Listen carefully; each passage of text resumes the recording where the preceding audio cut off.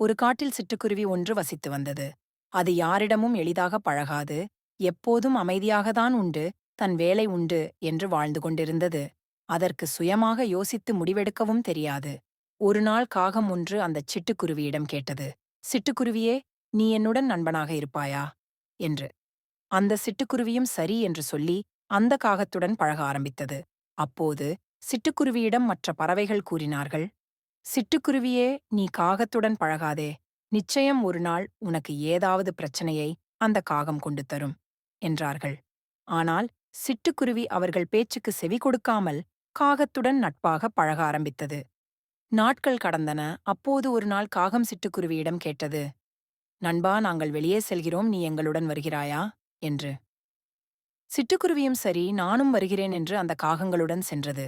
அப்போதுதான் சிட்டுக்குருவி உணர்ந்தது, மற்ற பறவைகள் சொன்னதை நான் கேட்காமல் போனது என்னுடைய தவறுதான் என்று எண்ணி வருந்தியது.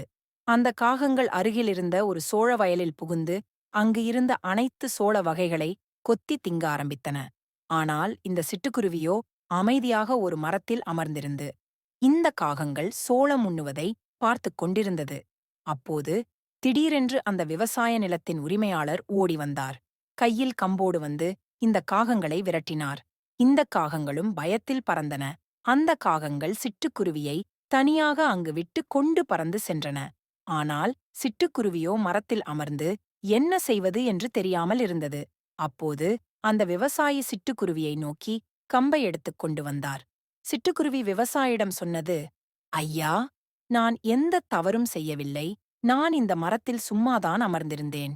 உங்களுடைய நிலத்தில் உள்ள எந்த சோளத்தையும் நான் உண்ணவில்லை என்றது. ஆனால் விவசாயி அந்த சிட்டுக்குருவியின் பேச்சை கேட்காமல் அந்த கம்பை எடுத்து சிட்டுக்குருவியை அடித்தார். சிட்டுக்குருவியும் கீழே விழுந்தது. நீதி: பிறர் நம் நன்மைக்காக கூறும் அறிவுரையை சற்று கேட்க வேண்டும்.